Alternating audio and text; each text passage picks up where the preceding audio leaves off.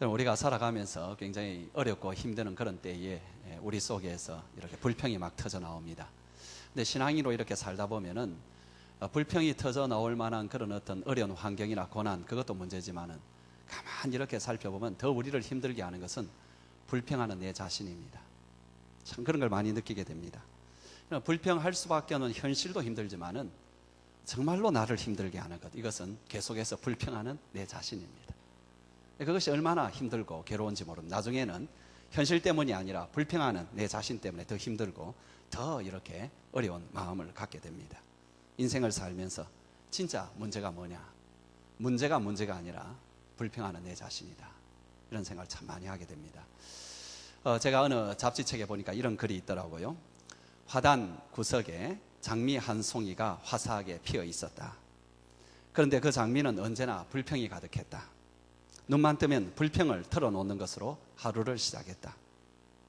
장미는 밤이면 춥고 어둡다라고 불평을 했다. 그래서 따뜻한 그리고 환한 거실로 옮겨달라고 주인에게 졸라댔다. 주인은 장미를 화분에 옮겨서 거실에 두었다. 얼마 후 장미는 또다시 주인에게 불평을 하기 시작했다. 여기는 나비가 찾아오지 않는다고.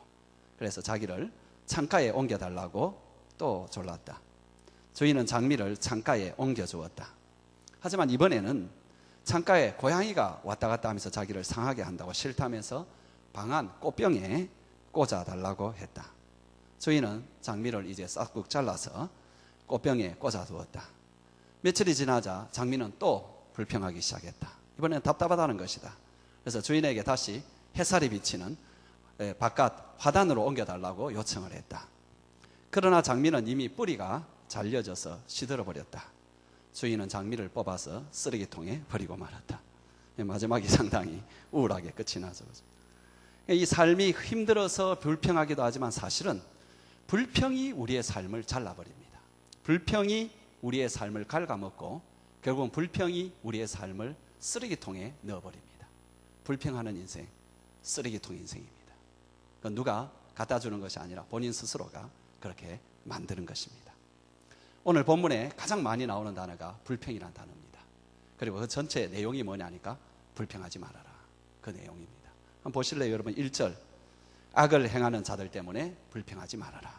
7절, 악한 꾀를 이루는 자 때문에 불평하지 말아라. 8절에 보면은 분을 그치고 노를 버리고 불평하지 말아라. 불평이라는 말은 너무너무 마음속에 화가 이렇게 가득 차가지고 그 분노가 부글부글 끓는데 그것이 이제 밖으로 나오는 것, 말이나 행동을 통해서 나오는 걸 가리켜서 불평이라 이렇게 말합니다. 보통 그렇게 끓어오르는 그런 분노를 다스리는 것이 쉽지가 않습니다. 설령 우리가 그 순간에는 꾹 참고 다스린다 하더라도 언젠가는 이것이 여러 가지 경로를 통해서 흘러나가는데 흘러나가서 보이는 그 모습이 바로 불평이라는 것입니다. 그러면 이것을 우리가 막기가 쉽지는 않지만 어쨌든 이것을 잘 막지 못하면 우리 인생이 쓰레기통에 들어가게 됩니다. 시편 기자는 왜 이렇게 불평이 끌어올렸을까요? 그것은 참 이 시편 기자가 불평하는 그 모습을 보게 되면은 우리가 무엇 때문에 불평한다라는 걸 너무나 잘 보여줍니다. 시편 기자는 무엇이 그렇게 불평스러웠습니까? 그것은 분명히 자기보다도 선하지 못한 악한 사람이 자기보다 잘 된다라는 그 사실 때문입니다. 소위 흔히 말하는 악인의 형통이 그에게 있어서는 가장 큰 불평거리였습니다. 물론 이 시편 기자는 자기가 언제나 선하다, 의롭다 이렇게 주장한 건 아니었습니다. 그러나 그에게 있어서 정말로 화가 나는 게 뭐냐 하니까 분명히 나보다는 더 악한 사람이고 나보다는 여러 가지로 모자라는 사람인데 그 사람이 나보다 잘 되고 있는 것을 보게 될 때에 그 마음속에 드는 생각이 삶이란 이런 거야? 삶이 왜 이렇게 불공평해? 이런 생각이 들지 않을 수가 없었죠. 여러분, 시편 기자의 이 마음이 우리 마음입니다. 우리도 똑같습니다. 여러분, 우리의 형편이 너무너무 나빠서 불만하고 불평하는 그거보다는 가만히 이렇게 우리를 살펴보게 되면은 분명히 우리보다 못한 사람이고 분명히 우리보다 그런 사람임에도 불구하고 잘 되는 것, 우리 자신이 그죠? 나름 열심히 살려고 합니다. 나름 정직하게 살려고 하고 신앙으로 살려고 하고 애를 쓰면서 살려고 하는데 어려움은 끊임없이 오게 되고 고난을 당하는 데 비해서 내가 아는 저 사람은 훨씬 분명히 나보다는 나쁜 사람입니다. 늘 보면은 자기 이속을 딱 챙기고, 항상 보면은 자기 중심적으로 생각하고, 가끔 보면은 분명히 거짓말도 하고 정직하지 못하고, 더군다나 더 나아가서 그 사람 때문에 내가 굉장히 어려움을 많이 자꾸 당하고 있습니다. 그럼에도 불구하고 그 사람이 성공하는 것처럼 보일 때에 드는 생각이 뭡니까? 이게 뭐야?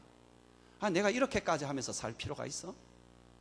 내가 그래도 이렇게 신앙을 지키려 하고 양심을 지키려 하고 뭐 하는데 이게 무슨 소용이야? 차라리 이런 거 다 버리고 나도 저들처럼 그렇게 한번 막 대놓고 한번 살아봐. 그게 더 낫지 않아? 여러분, 이렇게 생각하는 사람은 그렇게 살래도 그렇게 살지도 못합니다. 그 정도 여러분 살 수 있는 사람은 벌써 그 길로 갔습니다. 그렇게 하지도 못하면서, 왜? 우리에게 신앙이 남아있거든요. 그렇게도 못해요. 그러나 마음속에 쌓이는 문제가 뭐냐니까 불평이라는 거예요. 이것을 그냥 내버려 두면은 우리의 삶이 엉망이 되고 맙니다. 삶에 있어서 정말로 그 고난을 넘어서서 만들어낼 아름다운 그것을 만들어내지 못하고 쓰레기통에 들어가는 그런 삶이 되고 말거든요. 그래서 우리가 이 문제를 잘 다루어줘야 됩니다. 여러분, 이런 시험에 넘어가서는 안 됩니다. 그래서 이제 다윗은 오늘 본문에서 아주 강하게 거듭 강조하고 있는 게 뭐냐니까 한마디로 불평하지 말아라. 불평하지 말아라. 사랑하는 여러분, 불평하지 마시기 바랍니다. 한번 따라해 보실래요? 우리 불평하지 말자. 앞에 한마디 넣어서 우리 불평하지 말자. 우리 불평하지 말자. 그런데 이제 우리의 삶에 있어서 항상 이 시편을 우리가 보면서 계속해서 이 다윗을 통해서 배우고 있는데, 오늘도 다윗을 통해서 어떻게 하면 우리가 우리의 삶을 쓰레기통으로 보내는 이 불평에서 벗어날 수 있는가 하는 비결을 배워야 됩니다. 그 비결은 여러분 간단하게 말하자면 두 가지입니다. 다 여러분 우리의 눈길에 관한 것인데, 우리의 눈길을 어디에 두느냐. 처음에는 우리의 눈길을 현재만 보지 말고 앞을 내다보라는 것입니다. 두 번째로는 자기 현실만 보지 말고 하늘을 향해서 올려보라는 것입니다. 이것이 굉장히 중요합니다. 여러분, 우리가 불평에 벗어나는 첫 번째 길은 현재만 여러분 눈길을 두지 마시고 미래를 찾고 앞을 내다보아야 이 불평에서 벗어날 수가 있습니다. 지금 악인들이 굉장히 잘 되는 것 같지만은 결국 그들이 당할 일을 우리가 미리 내다본다면은 우리가 불평할 이유가 하나도 없습니다. 2절을 한번 보시겠어요? 한번 같이 한번 읽어봅시다. 시작. 그들은 풀과 같이 속히 배임을 당할 것이며 푸른 채소같이 쇠잔할 것이다. 오래가지 못합니다. 하나님께서 틀림없이 심판하십니다. 물론 어떤 악인들은 평생 떵떵거리고 일도 잘 되고 건강하고 그렇게 사는 듯이 보이는 사람도 있습니다. 그래도 그들이 사는 인생은 한 뼘 길이의 인생입니다. 그 뒤에는 하나님의 엄정하신 심판이 있습니다. 더군다나 분명한 것은 대부분들의 악인들은 그 악을 저지르면 이 땅에서 분명히 심판받고 이 땅에서 시들어버리고 사라져 버린다는 사실입니다. 여러분, 이 2절 말씀과 거의 비슷한 말씀이 이사야에도 한번 나오는데, 이사야 40장 7절 말씀이죠. 앞에 한번 띄워 놓은데 한번 같이 읽어봅시다. 시작. 푸른 마르고 꽃이 시듬은 여호와의 기운이 그 위에 불미라. 이 백성은 실로 풀이로다. 여기 나오는 이제 이스라엘 백성들 전체의 인생의 허무함을 노래하는 것 같지만 사실 그것이 아니고 악인들의 이야기입니다. 악을 저지르는 사람들에게 있어서는 여호와의 기운이 한번 그에게 불어닥치면은 모든 것이 다 시들어지고 끝장이 난다. 이렇게 말을 합니다. 여러분, 여기에 나오는 여호와의 기운은 여호와의 입김, 여호와의 숨결입니다. 이것은 성령님을 말합니다. 여러분, 성령님이 그 위에 불면은 일반적으로 일어나는 일은 죽었던 영혼이 다시 살아납니다. 지금 슬픔에 겨웠던 사람들이 웃음을 찾습니다. 마음이 낙담한 사람들이 힘을 얻습니다. 이것이 성령이 불 때에 사람들에게 일어나는 것이지만, 어떤 사람들에게 있어서는, 악인들에게 있어서는 이 성령이 불 때 오히려 그들의 인생이 끝장나 버립니다. 얼마나 불쌍합니까? 성령님이 불 때 살아야 될 인생이 영원히 죽어버리고 영원히 끝나는, 그것이 여러분 악인들의 인생의 모습입니다. 여러분, 10절에 보면은 그 당당하던 악인들의 모습이 어떻게 되었는가를 우리 눈에 좀 훤히 이렇게 상상이 되도록 그렇게 보여줍니다. 10절 말씀 우리 한번 같이 읽어볼까요? 시작. 잠시 후에 악인은 없어지리니 내가 그것을 자세히 살필지라도 없으리로다. 그러니까 온갖 세력으로 재산을 막 불려가고 사람들에게 명성도 얻고 막 그런 사람인데, 어느 순간에 보면은 그 사람 없습니다. 영영이 사라져 버렸습니다. 그 사람이 있던 자리에 남아있는 것이 아무것도 없습니다. 여러분, 이것이 하나님께서 악인에 대한 심판입니다. 우리가 이것을 하나님 말씀을 통해서 미래를 바라보면 우리가 절대로 불평할 필요가 없습니다. 여러분, 이런 악인의 최후를 그린 시편 말씀이 또 한 군데 있어요. 그래서 악인들의 형통에 대한 기독교인 혹은 하나님 백성의 시험이라는 제목을 가지고 있는 시편이 두 개가 있는데 외우기가 굉장히 쉬워요. 시편 37편하고 거꾸로 읽으면 시편 73편, 이 두 가지가 악인들의 형통에 대하여 그리스도인들이 시험받는 것에 대한 그런 내용입니다. 37편, 73편. 근데 73편에 보게 되면은 여러분, 이제 여기에 나오는 시편 기자가 마음속에 이렇게 불평이 든 게 뭐냐 하니까 악인들을 쳐다보니까 항상 평안한 거예요. 거기다가 계속 형통한 것이고 재물을 자꾸 이렇게 모으는 것이고 몸에 건강까지 있는 거예요. 이것을 보고 이 시편 기자가 굉장히 이제 시험에 든 거죠. 여러분, 이 시편 37편에서는 이것을 보고 시편 기자가 불평을 할 뻔하였지만은 시편 73편에 보게 되면은 이 시편 기자가 굉장히 이걸 보고 절망을 해버립니다. 그래서 뭐라고 말하느냐 하니까 여러분 13절에 보면은 내가 내 마음을 깨끗하게 하며 내 손을 씻어 무죄하다 한 것이 실로 헛되도다. 무슨 말입니까? 내가 양심대로 살고 신앙대로 산다고 애쓰던 이런 것들이 다 소용없다.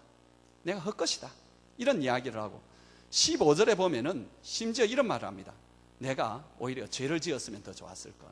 내가 지금까지 살면서 죄를 지으면서 살았으면 더 나았을 걸. 여러분, 이 말을 보게 되면은 이 시편 기자가 얼마나 시험에 빠져 있는지 알 수 있습니다. 오죽했으면은 내가 죄 지으면서 그냥 살 걸. 그러면서 여러분 16절에 뭐라고 말하느냐 하니까 내가 인생으로 사는 것이 너무 한탄스럽다. 왜 인생으로 사는 게 한탄스럽느냐 하니까 너무 이 세상은 부조리한데 내가 인생으로 살아가는 게 너무너무 한탄스럽다라는 거예요. 그가 얼마나 큰 시험에 빠져 있는가랍니다. 그러나 그 시험에서 그가 나오는 것이 17절의 내용입니다. 17절에 보게 되면 그가 성전에 들어갔을 때에야 그가 비로소 깨달았도다. 성전에 들어가서 하나님을 바라보니까는 그에게 있어서 금방 깨달아지는 게 뭐냐 하니까 18절 19절이죠 18절 19절 우리 한번 같이 읽어보겠습니다. 시작. 주께서 참으로 그들을 미끄러운 곳에 두시며 파멸에 던지시니 그들이 어찌하여 그리 갑자기 황폐되었는가. 놀랄 정도로 그들은 전멸하였나이다. 여러분, 옛날 시편에 여기 갑자기란 말 대신에 졸지에라는 단어 있었던 거 기억하세요? 졸지에. 나는 이 말이 더 좋습니다. 졸지에 끝나버리니까 사람들이 입을 딱 벌리고 어떻게 이런 일이 일어날 수 있어? 이렇게 말을 한다라는 것입니다. 사랑하는 형제 자매 여러분, 제가 여러분에게 말씀드리고 있는 것은 우리가 하나님 앞에서 참 열심히 살고 건강하게 살고 성실하게 살아서 얻는, 그래서 그때 누리는 하나님의 축복을 폐마하라는 것이 아닙니다. 그렇습니다. 여러분, 사람이 정직하고 성실하게 하나님 앞에서 일을 하면은 분명히 하나님께서 축복해 주십니다. 부를 주시고요, 또 하나님께서 그 필요한 사람들에게 인정을 받게 하시고요, 그래서 주위에 있는 사람들에게 선한 영향력을 끼치도록 주님께서 하십니다. 우리가 그것을 위해서 목장하는 거 아닌가요? 저는 그렇게 생각합니다. 왜 우리가 목장을 하느냐? 우리가 그래도 하나님 말씀을 들었으면 서로 격려하면서 우리가 하나님 말씀대로 한번 살아보자. 그리고 하나님의 소원을 한번 이루어드리자. 하나님의 방법대로 한번 살아보자. 그러면 하나님께서 우리에게 어떻게 축복하시는가? 그래서 사람들이 볼 때 어떻게 저렇게 사는데 저런 복을 받을 수 있는가? 입이 벌어지면서 하나님이 우리와 함께 계시고 살아계신 하나님은 살아계시다는 것이 우리를 통해서 증명이 되고 하는, 그것을 위해서 저는 목장 생활을 한다고 생각합니다. 목장을 하면서 서로 위해 기도하고 나의 나약함을 내놓고 서로 격려하고 하면서 어찌하든지 가정에서도 직장에서도 우리의 삶의 터전에서도 하나님의 뜻대로 살려고 하고 죄짓지 아니하고 하나님의 선한 일을 이렇게 이루려 하고 또 더군다나 가장 하나님의 뜻인 다른 사람을 섬기는 그 삶을 살게 되는 것은 그걸 통해서 하나님의 살아계심이 증명된다. 사람들이 정말로 복을 받고 축복을 받는 것을 사람들이 보도록 하는 것이라고 생각합니다. 근데 여기에 문제는 그 문제가 아니고요, 우리는 그렇게 정직하고 성실하게 하나님 뜻대로 살아가려고 하지만은 그 삶이 처음부터 형통하고 잘 되는 건 아닙니다. 항상 고난이 있고 어려움이 있습니다. 그리고 거기에는 관계된 사람들이 있습니다. 그런데 그 관계된 사람들 가운데에 분명히 나보다 악하고 나를 의도적으로 힘들게 만들고 그러는데 그 사람이 잘 되는 것을 볼 때 우리가 시험받을 수 있다. 그러나 그때 여러분, 시험에 들어가서는 안 됩니다. 불평해서는 안 돼요.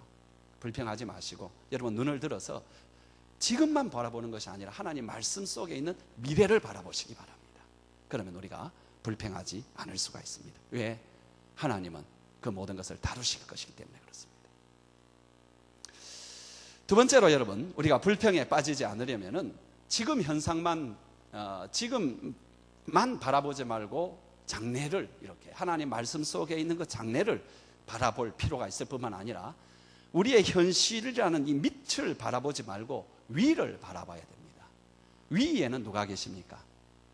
하나님이 계십니다. 하나님을 바라봐야 됩니다. 여러분, 인도의 이제 바케이라는 어떤 목사님이 그 친구와 함께 이제 구릉지대에 이렇게 선교 여행을 이렇게 떠났는데, 구릉지대에 이렇게 이제 쭉 가니까는 구릉을 넘어서서 구릉 그 밑에는 상당히 밑으로 톡 떨어져 가서 이렇게 세찬 이렇게 급류가 이렇게 흘러내리는 그곳입니다. 그러니까 여기에서 저 구릉으로 건너가려면 밑으로 올라가게 되면 너무나 멀고 또 그 급류가 굉장히 위험합니다. 그래서 그 위에다가 밧줄로 이렇게 여러 번 엮어가지고 만든 그런 어떤 다리가 이렇게 놓여 있었습니다. 그래서 이제 박해희 목사님하고 친구가 이렇게 걸어가는데, 친구는 그 지역 출신입니다. 그러니까 그걸 보고 금방 먼저 뛰어서 그냥 막 밧줄 다리를 쭉 이렇게 건너서 이렇게 건너가 버렸습니다. 이제 박해희 목사님이 이렇게 건너가려고 하는데 얼마나 겁이 나겠어요. 이 밧줄이라니까 출렁출렁 하는데. 그래서 한 중간에 가다가 너무너무 이리 떨려서 밑을 쳐다보니까 밑에는 세찬 급류가 샥 흘러가는데, 여러분 뭔가 이렇게 샥 흘러갈 때에 그죠, 내가 마치 그쪽으로 이렇게 거꾸로 이렇게 막 내가 가는 느낌 있잖아요, 그죠? 막 그런 것 가운데서 막 현기증을 느끼면서 이렇게 막 쓰러지려고 하니까 그 밖에 그 건너갔던 박해희 목사의 그 친구가 박해희 밑을 쳐다보지 마, 나만 쳐다보고 와, 나만 쳐다봐. 그래서 그 말을 듣고 뭐 이제 그 친구의 얼굴만 이렇게 쳐다보고 가니까는 더 이상 현기증도 그치고, 그러니까 무사히 이렇게 건너갔다라는 거예요. 여러분, 우리가 이 땅을 살려고 하면은 참 현기증 날 때가 많습니다. 그죠? 막 주저앉고 싶고, 너무너무 이 세찬 이런 어떤 바람 속에서 오해도 당하고 힘든 일도 당하고, 심지어 내가 또 오해도 만들기도 하고 막 그럴 때가 참 많습니다. 사실 뭐 우리가 언제나 뭐 피해자이긴 아닙니다. 우리가 가해자일 때도 있습니다. 하여튼 그러면서 여러분, 중요한 건 뭐냐니까, 그래도 그때에 우리가 불평이라는 덫에 빠지지 아니하고 인생이라는 쓰레기통에 들어가지 않기 위해서는 하나님을 바라봐야 됩니다. 하나님을 바라보면은 우리가 정신을 차릴 수가 있습니다. 그리고 세찬 그런 어려움도 우리가 건너갈 수 있습니다. 믿으십니까? 정말 그렇습니다. 그래서 이제 우리가 하나님을 이렇게 바라보려고 할 때에 오늘 본문에서는 네 가지로 어떻게 하면 하나님을 바라보는 것일까, 이것을 보여주는데, 여러분 3절을 보시면은 여호와를 의뢰하라, 4절을 보시면은 여호와를 기뻐하라, 5절을 보시면은 여호와께 맡기라, 7절을 보시면 여호와 앞에 기다리라. 정리하겠습니다. 여러분, 우리가 불평에 빠져드는 그 덫에 걸려들지 않기 위해서는 주님께서 주신 귀한 비결을 두 가지 붙잡아야 되는데, 하나는 현재를 보지 말고 말씀 속에 있는 미래를 보라는 것입니다. 두 번째로는 현실만 보지 말고 하나님만 보라는 것입니다. 근데 그 하나님을 보는 첫 번째 방법이 뭐냐니까, 하나님을 의뢰하라는 것입니다. 의뢰해라. 3절 말씀 한번 볼까요? 같이 한번 읽어봅시다. 시작. 여호와를 의뢰하고 선을 행하라. 땅에 머무는 동안에 그의 성실로 먹을거리를 삼을지어다. 여기에 나오는 여러분, 여호와를 의뢰하라라는 이 바타하라는 말, 이 바타하라는 이 말이 굉장히 여러분 재미있는 단어입니다.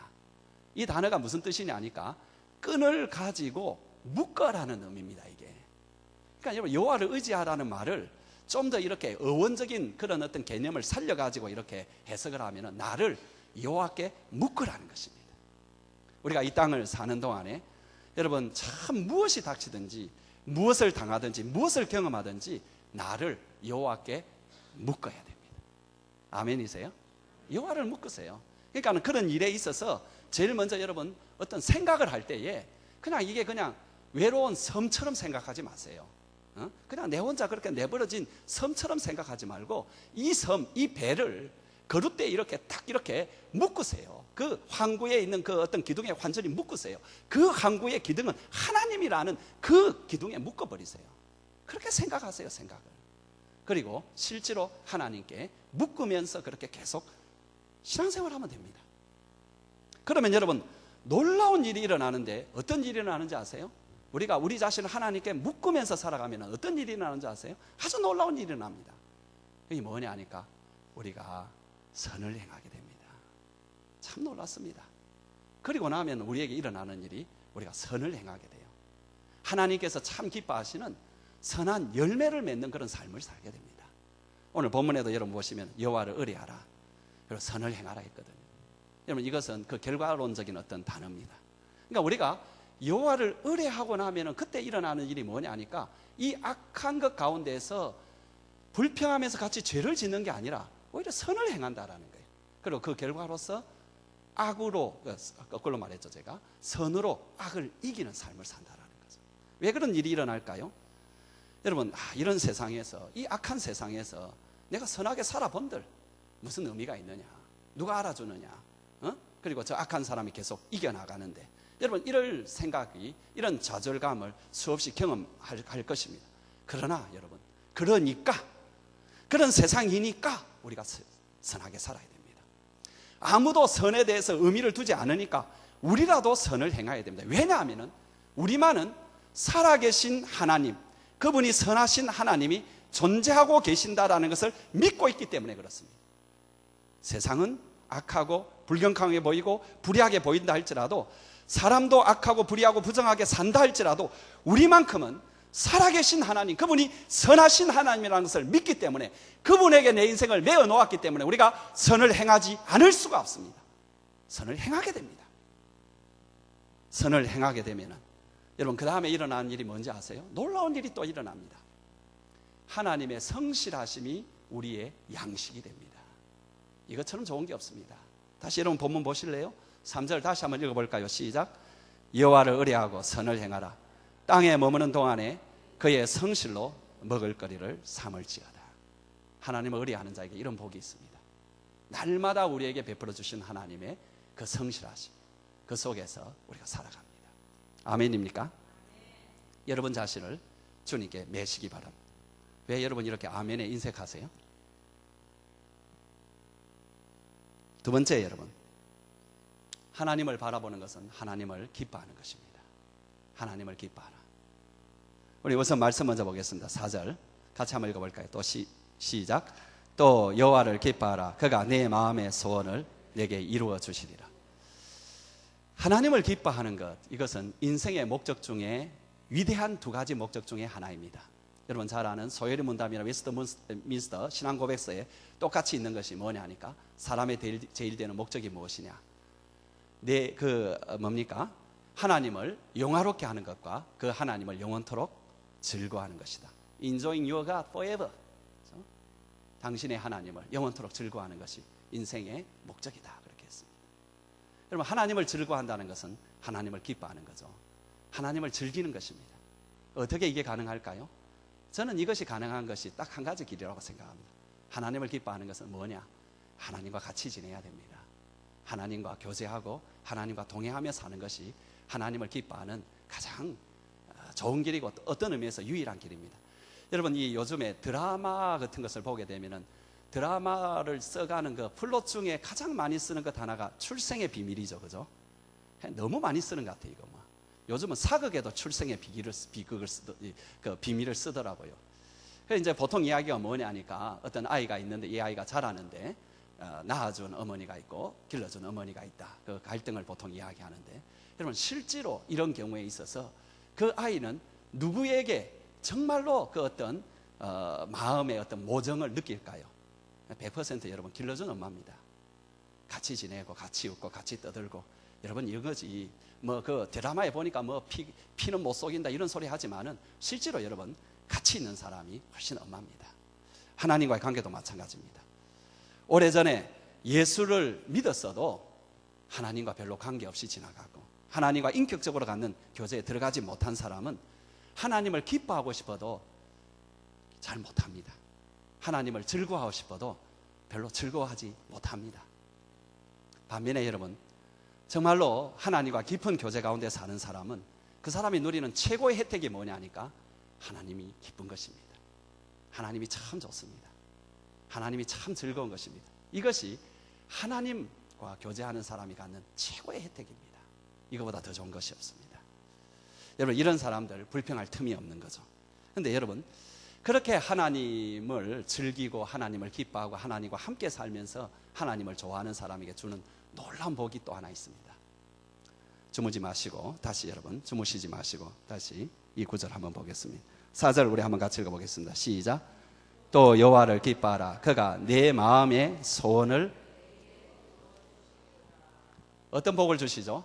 마음의 소원을 이루어 주신다. 우리가 하나님을 기뻐하면은 우리가 하나님의 사랑의 대상이 됩니다. 물론 그전에도 하나님께서 우리를 사랑하시지만 인격적으로 내가 하나님과 가까이 하면은 인격적인 하나님께서 더 사랑스러운 자녀가 있습니다. 그래서 우리를 더 사랑스럽게, 이전보다는 더 사랑스럽게 우리를 여겨주십니다. 여러분도 그렇지 않습니까? 여러분, 나를 기뻐하는 사람을 내가 사랑하게 됩니다. 그렇잖아요, 그죠? 나를 사랑해 주는 사람을 나도 사랑하게 됩니다. 그럼 내가 사랑하게 되면은 그 사람에 잘해주고 싶어요. 내가 사랑하는 사람에게 무언가 그가 원하는 것을 다 이루어주고 싶은 것이 내 마음이 절로 드는 그런 생각입니다. 하나님께서 그렇습니다.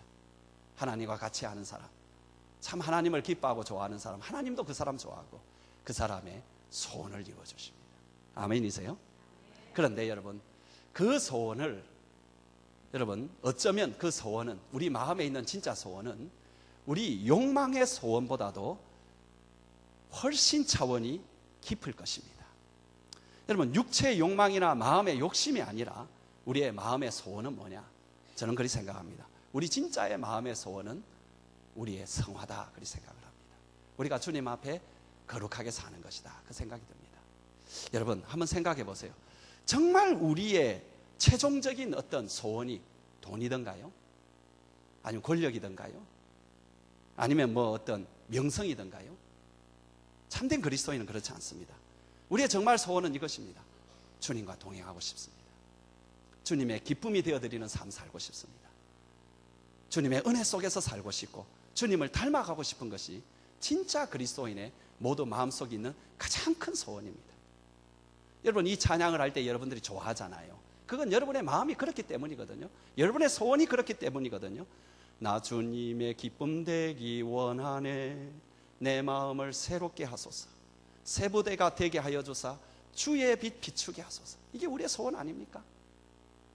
겸손히 내 마음을 드립니다. 나의 모든 것 받으소서. 나의 마음을 깨끗게 하사 주의 길로 행하게 하소서. 이게 진짜 우리의 소원입니다. 내가 원하는 한 가지, 주님의 기쁨이 되는 것. 내가 원하는 한 가지, 주님의 기쁨이 되는 것. 주님의 기쁨이 된다면 우리 가난하게 살아도 아무런 여러분 우리에게 문제가 되지 않습니다. 내가 주님의 기쁨이 된다면 내가 오해를 받아도 내가 그게 문제가 되지 않습니다. 그래서 우리가 이걸 부를 때 우리의 눈물을 흘리는 것 아닙니까? 이게 우리의 마음의 소원이기 때문에 그렇습니다. 근데 그 소원이 언제 이루어지느냐? 여러분이 주님과 함께 살 때 이루어집니다. 주님과 동행하면서 그분을 좋아하고 그분도 여러분 좋아하고 이럴 때에 이 소원이 이루어지는 것입니다. 이 소원 이루어지는 여러분 되시길 주의 이름으로 축원합니다. 세 번째는 여러분, 우리에게 있어서 다시 우리가 한번 정리하자면 우리가 이렇게 지금만 바라보지 말고 앞을 바라봐야 된다. 밑에만 쳐다보지 말고 하나님을 쳐다봐야 된다. 하나님을 쳐다보는 것은 첫 번째로 하나님을 의지하는 것인데 그분에게 나에게 내 삶을 끈을 묶어 놓는 것이다. 두 번째로는 뭐였습니까? 그 하나님과 동행하면서 그 하나님을 정말로 좋아하고 그 하나님의 좋아하심을 받는 그런 것이다. 세 번째는 뭐냐니까 내 길을 그분에게 맡겨야 된다는 것입니다. 이것입니다. 말씀 한번 볼까요? 5절 6절 우리 한번 같이 읽어보겠습니다. 시작. 내 길을 여호와께 맡기라. 그를 의지하면 그가 이루시고 내 의를 빛같이 나타내시고 내 공의를 정오의 빛같이 하실 것이다. 무엇을 맡겨야 된다고 해요? 내 길, 우리의 길, 우리의 인생길, 그죠? 여러분, 우리가 우리의 모든 길을 내가 다 걸어가야 되고 내가 책임져야 된다는 것은 참 힘든 일입니다. 괴로운 일입니다, 이거. 여러분, 가만 보면은 인생길이라는 것은 항상 초행길입니다. 누가 인생을 두 번 사는 사람이 있습니까? 아무도 없습니다. 전부 다 처음 가는 길을 한번 살다가 끝납니다. 옆에서 사람들은 그렇게 되면 네가 이렇게 하면 돼, 저렇게 하면 돼 하고 도움도 주고 조언도 하지만은 실제로 걸어가는 사람에게 있어서는 항상 그 길이 초행길입니다. 누구에게나 그건 그렇습니다. 여러분, 어떤 초행길을 걸어가게 될 때, 어느 곳에 가려고 할 때 여러분에게 정말로 반가운 사람이 누구냐 하니까 그 길을 아는 사람이죠. 그죠? 그 지역을 알고 어떻게 가는 걸 아는 사람. 그래서 그 사람에게 이렇게 가면 된다라고 도움을 받으면 큰 도움이 되고, 더 좋은 것은 뭐냐 하니까 그 사람이 나하고 동행을 해주고, 그죠? 그까지 같이 가주는 것이고, 가장 좋은 것은 만일 내가 차를 가지고 간다면은 잠깐 그냥 운전대를 내한테 넘기라고, 내가 그까지는 내가 운전해 주겠다고. 이게 최고 좋습니다. 여러분, 우리 인생의 운전대를 주님께로 드리고 우리의 인생을 주님께 맡기는 것이 제일 좋습니다. 어떻게 하면은 우리의 인생, 우리의 길을 주님께 맡길 수 있습니까? 저는 짧게 4가지를 말씀드리겠습니다. 첫 번째는 여러분, 좀 전에 제가 말씀드린 대로 주님과 교제하고 주님과 동행하는 삶이 최고 좋습니다. 여러분, 이렇게 하면은 저절로 거의 대부분의 인생길을 주님 앞으로 주님께서 내 인생길을 인도합니다. 최고 좋은 방법은 뭐니 하더라도 평소에 여러분들이 주님과 계속 동행하고 주님과 함께 가고 주님과 교제하고 기도 가운데 말씀 가운데 살아가는 것이 최고 좋습니다. 이거보다 더 좋은 것이 없습니다. 여러분, 우리 아이들한테 하는 말이 뭡니까? 맨날 공부해라 하면 아이들이 하는 말이 뭡니까? 맨날 엄마는 똑같은 소리 한다고, 공부하라고. 그죠? 목사는 맨날 무슨 소리 합니까? 성경 보고 기도하고, 그죠? 주님과 교제하라고.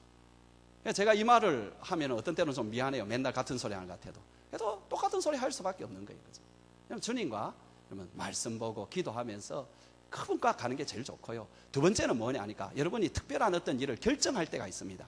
그럴 때 여러분 자꾸 이 길은 하나님의 뜻이고 저 길은 하나님의 뜻이 아닌데 내가 어떤 걸 고를까? 내가 잘 골라야 되는데, 그렇게 생각하지 마시고, 여러분 그럴 때에는 여러분의 길을 주님께 맡기는 방법이 뭐냐 하니까, 그냥 여러분들이 무엇이 그래도 주님께서 더 좋아하시겠다, 무엇이 주님께서 더 마음에 들어 하시겠다, 그렇게 생각하는 그걸 그냥 딱 고르면 됩니다. 그러면 행복합니다. 아멘이세요? 행복합니다. 세 번째는 여러분 어떻게 하셔야 되느냐 하니까, 여러분 마음 가운데 주님이 나를 어떻게 쓰시든지 간에 나는 드리겠다, 이게 많이 안 돼 있어요. 그래서 하나님께서 여러분에게 하나님의 길을 가르쳐 주고 싶어도 여러분들이 거절을 해버리는 거예요. 왜? 내가 그 자리에 들어가기 싫거든. 그래서 이 세 번째, 이게 제일 안 되는 거예요. 세 번째는 뭐냐 하니까, 주님이 나를 어떻게 쓰시든지 간에 나는 기꺼이 주님께 내 쓰임 받겠다. 요 결단이 되면 많은 게 해결이 됩니다. 근데 이게 안 돼요. 네 번째는 뭐냐 하니까, 여러분 마음속에 성령님이 3가지로 역사합니다. 무엇까? 말씀과 양심과 직감으로 역사합니다. 이 3가지로 성령님께서 내 마음에 역사하실 때 민감하셔야 됩니다. 4가지 제가 말씀드렸습니다. 동행해라, 평소에. 두 번째로는 주님이 원하시는 것 같은 것을 순수하게 붙잡고 결정해버려라. 세 번째로는 하나님이 어떻게 쓰시든지 간에 내가 드리겠다라고, 거기에 대해서는 하나님 앞에 결단을 해야 된다. 마지막으로는 성령님이 말씀과 양심과 직감을 통해서 역사하실 때 민감하게 따라가는, 그게 주님을 따라가는 길입니다. 여러분, 그렇게 주님을 따라가면 어떤 일이 일어나는지 아세요? 굉장한 일이 일어납니다. 굉장한 일이 일어납니다. 본문 다시 여러분 한번 보실래요? 자, 여러분 5절 6절 우리 한번 다시 한번 읽어봅시다. 시작. 내 길을 여호와께 맡기라. 그를 의지하면 그가 이루시고 내 의를 빛같이 나타내시고 내 공의를 정오에 빛같이 하시리라. 2가지 복을 주시죠. 하나는 내 길을 이루어 주시겠다. 아멘이세요? 여러분, 내가 원하는 길보다도 주님이 원하시는, 내가 생각하는 길보다도 훨씬 아름다운 길이 있습니다. 그 길을 주님께서 이루어 주시고요. 두 번째로는 더 나아가서 내 의를 정오의 빛같이 그렇게 환하게 해주겠다. 무슨 뜻이에요? 2가지를 합치면 그 길은 의의 길이라는 것입니다. 하나님께 영광을 돌리고 아름다운 길, 의의 길, 그 길로 주님께서 우리를 인도해 주시겠다. 여러분, 하나님께 여러분의 길을 맡기시기 바랍니다. 마지막으로 여러분, 우리가 하나님을 쳐다보고 나아가는 마지막 방법은 뭐냐니까, 하나님을 기다려야 됩니다. 정말로 기다림이 있어야 됩니다. 인내가 필요합니다. 꼭 기다려야 됩니다. 여러분, 이 말씀 우리가 7절 우리 한번 같이 읽어보겠습니다. 시작. 여호와 앞에 잠잠하고 참고 기다리라. 자기 길이 형통하며 악한 길을 이루는 자 때문에 불평하지 말라. 여러분, 기다림에 대해서는 지난주에 우리가 많이 생각했습니다. 기억나세요? 다 잊어버리셨죠? 여러분, 기다림은 우리가 안 해야 될 기다림이 있는데, 그게 뭐라고 했어요? 수동적 기다림. 그죠? 우리가 적극적으로 해야 될 것이 창조적, 능동적, 적극적 기다림을 해야 된다. 3가지를 제가 말씀드렸어요. 첫 번째는 뭐였느냐 하니까, 그 고난 가운데, 어려움 가운데 꼭 주님의 뜻이 무엇인가 부지런히 찾아보아라. 두 번째로는 부지런히 주님을 의지해야 된다. 여기에 강조점은 부지런이라는 단어였습니다. 부지런히. 세 번째로는 간절히 기도해야 된다. 이것이 기다리는 자의 태도이다. 근데 오늘은 그 기다림에 대해서 좀 더 이제 확장해서 말씀을 해주는 게 이런 9절입니다. 9절 한번 같이 읽어보겠습니다. 시작. 진실로 악을 행하는 자들은 끊어질 것이나 여호와를 소망하는 자들은 땅을 차지하게 될 것이다. 여기 이제 소망하다라는 이것을 좀 더 히브리어로 바로 번역하면은 하나님을 기대하는 자라는 말입니다. 이 기다리라는 말하고는 좀 다릅니다. 그러나 단지 소망하는 것과는 좀 다르게 기대한다. 그래서 이 단어는 앞에 기다림의 단어와 연결이 되어 있습니다. 그래서 무슨 말이냐니까 하나님을 기다리는 사람은 하나님을 기대하는 사람이라는 거예요. 그런데 그런 사람에게 하나님께서 어떤 복을 주시는가? 복부터 먼저 살펴보겠습니다. 복이 뭐냐 하니까 뭐라고 했어요? 여호와를 소망하는 자들은 뭘 차지할 것이다? 땅을 차지할 것이다. 여러분, 우리 주님께서 팔복을 말씀하셨을 때에 땅을 차지하는 자들이 누구일 것인가? 기억나세요? 누가 땅을 차지한다고 했어요? 온유한 자. 맞습니다. 온유한 자. 그래서 여러분 11절 같이 한번 읽어봅시다. 시작. 그러나 온유한 자들은 땅을 차지하며 풍성한 활평으로 즐거워하게 될 것이다. 여러분 다시 말하면 여기에 이제 어떤 성경적 논리에 따르면 뭐냐니까 하나님을 기다리고 기대하는 자는 온유한 자라는 거예요. 이게 이해가 잘 안 돼요. 왜 이해가 잘 안 되잖아요. 하나님을 기다리고 기대하는 자가 온유하다. 그건 여러분 왜 이해를 못하느냐 하니까 온유하다라는 말을 잘 몰라서 그래요. 성경에서 말하는 온유라는 말은 그냥 부드럽다 혹은 유약하다 이런 뜻이 아닙니다. 성경에 온유를 가장 잘 보여주는 사람이 두 사람이 있습니다. 첫 번째 모세입니다. 왜냐하니까 성경에 보면은 모세에 대해서 이 지면에서 가장 온유한 자가 모세였다 이랬거든요. 근데 그 말이 나오는 민수기의 말씀을 보게 되면은 그 말을 하게 된 그 배경을 보면은 참 좀 이상합니다. 어떤 사건이냐 하니까 모세의 결혼 사건인데요. 모세는 이미 결혼한 사람이죠. 그런데 그는 말년에 가가지고 그게 두 번째 결혼인지 세 번째 결혼인지 모릅니다. 적어도 첫 번째 결혼은 아닙니다. 첫 번째 결혼은 여러분 잘 아는 시보라라는 여자와 결혼했기 때문에 그렇죠. 분명히 그 사람은 아닌데 두 번째 이제 어떤 두 번째 세 번째 그의 말년에 가서 한 여자를 이렇게 자기 아내로 이렇게 다시 택했는데 그 여자가 구스 여자였다. 구스는 이디오피아를 말하죠. 그래서 분명히 흑인이었으로 생각이 됩니다. 하여튼 그 여자를 이제 했는데 그러는 가운데에 이 사건으로 인해서 가장 분노를 한 두 사람이 누구냐 하니까 모세의 형과 모세의 누나였습니다. 굉장히 분노했던 것 같습니다. 성경에는 나오지 않지만은 뒷구절을 연계해서 생각하면은 그런 분노에 대해서 이 모세의 대답은 뭐였느냐 하니까 그게 하나님의 뜻이었다고 그렇게 대답을 한 것 같습니다. 그러니까 거기에 대해서 나중에 그 누이 미리암이 하는 말이 뭐라고 말하느냐 하니까 하나님이 어찌 너하고만 그렇게 대화했느냐 그렇게 하면서 막 길길이 뜁니다. 그런데 그때에 모세는 가만히 있습니다. 그리고 난 뒤에 나오는 말이 뭐냐 하니까 이 모세가 지면에서 가장 온유한 자다. 나중에 이제 이 미리암은 주님께서 그에게 책망을 하시고 그에게 문둥병을 한 며칠간 이렇게 7일간이죠 그렇게 줍니다. 그렇게 함으로써 이 사건을 이제 마무리를 하는데요. 여러분 여기에 온유하다는 게 뭐냐? 온유한 거는 힘이 있으면서도 힘을 쓰지 않는 걸 말합니다. 권세가 있고 권력이 있고 내가 뭔가 해치울 수 있으면서도 그걸 하지 않는 것을 성경은 온유하다고 말합니다. 대표적인 신약의 대표적인 사람이 누굽니까? 예수님입니다. 우리 예수님은 내 마음은 온유하고 겸손하니 나의 멍에를 메고 배우라. 그 온유함이 뭐냐 하니까 예수님은 12영도 되되는 12군단도 되되는 천사를 동원할 수 있는 분이십니다. 그럼에도 불구하고 주님께서는 당신의 그 힘을 쓰지 않았습니다. 왜? 우리를 위해서, 그죠? 사람들을 위해서, 죄인들을 위해서 쓰지 않았습니다. 이것이 온유함이라는 거죠. 여러분, 온유가 뭐냐? 온유는 내가 할 수 있는 권리도 있고 권세도 있고 힘도 있고 모든 게 있습니다. 그런데 그걸 안 쓰는 것을 온유한다. 그런데 놀랍습니다. 그걸 안 쓰는데 차지한다라는 거예요. 뭘 차지해요? 땅을 차지한다. 반대로 여러분 대부분의 사람은 어떻게 살아요? 그걸 쓰는데 아무것도 못 가진다. 여러분 두 개 중에 하나 택하세요. 여러분이 뭐든지 다 쓰면요 아무것도 얻지 못합니다. 여러분이 안 쓰면은 땅을 차지합니다. 그게 신앙입니다. 그게. 저는 여러분들이 예수님 닮고 모세 닮아서 온유하기를 바랍니다. 그러면 왜 이렇게 우리가 온유할 수 있느냐? 왜 힘을 쓰지 않을 수 있느냐? 그게 답이 되는 것이 여호와를 기다리기 때문이라. 그래서 왜 이 사람은 힘을 쓸 수 있지 않느냐 하니까 하나님을 기다리기 때문이에요. 내가 힘을 쓰지 않아도 하나님이 힘을 쓸 거라는 걸 안다는 거예요. 내가 불평하지 않아도 하나님께서 이 문제를 해결해 주실 것을 안다라는 거예요. 그러니까 불평도 안 하고, 그러니까 힘을 쓰지 않는다라는 거예요. 그러면 하나님께서 해주신다. 이 진짜 믿음이라는 거죠. 이 믿음 갖는 게 쉽지가 않지만 여러분, 이 믿음 꼭 가지시기를 주의 이름으로 축원합니다. 여러분, 오늘날 나를 가장 괴롭히는 것이 있다면 딴 것이 아니고 내 입입니다.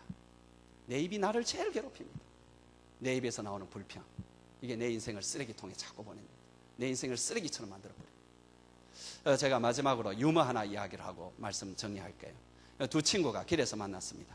근데 한 친구가 얼굴에 불만이 가득하고 그 입에서 나오는 소리가 다 불평이었습니다. 그러면서 한다는 말이, 그 불평한다는 말이 뭐냐니까 3주 전에 할머니가 돌아가셨는데 이 할머니가 돌아가시면서 2억 원을 내한테 유산으로 남겨주셨다고. 그러니까 친구가 얼마나 부러워하면서, 야, 너 2억 생겼네? 야, 2억 원이면 그게 어딘데? 근데 이 친구는 또 한 번 또 불평을 하면서 계속 불만스러운 표정으로 2주 전에는 그 외고모님이 외삼촌이 그렇게 갑자기 돌아가셨는데 3억 원을 내한테 유산으로 남겼다고. 야, 너 5억 원이나 생겼네? 정말 좋겠네.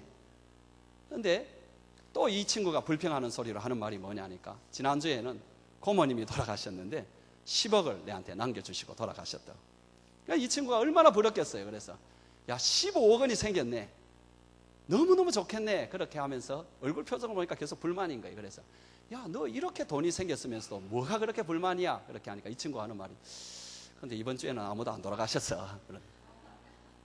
이게 우리의 인생의 모습입니다. 인생을 갉아먹고 인생을 망치는 것은 우리의 불만입니다. 우리의 불평입니다. 이걸 여러분 우리가 잡아야 됩니다. 이게 우리의 포도밭을 허는 여우입니다. 사랑하는 성도 여러분, 현재만 보지 마시고 미래를 보시기 바랍니다. 그리고 현실만 보지 말고 하나님을 보시기 바랍니다. 하나님께 여러분 자신을 묶으시고요, 하나님과 동행하시고 졸졸 같이 다니시고, 그리고 어떤 길이든지 하나님께 맡기시고요, 그리고 마지막으로는 하나님을 기대하시고 온유하시기 바랍니다.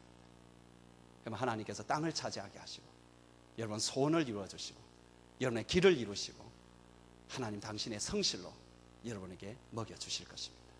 하나님의 약속의 말씀입니다. 그렇게 사는 여러분 되시길 주의 이름으로 축원합니다.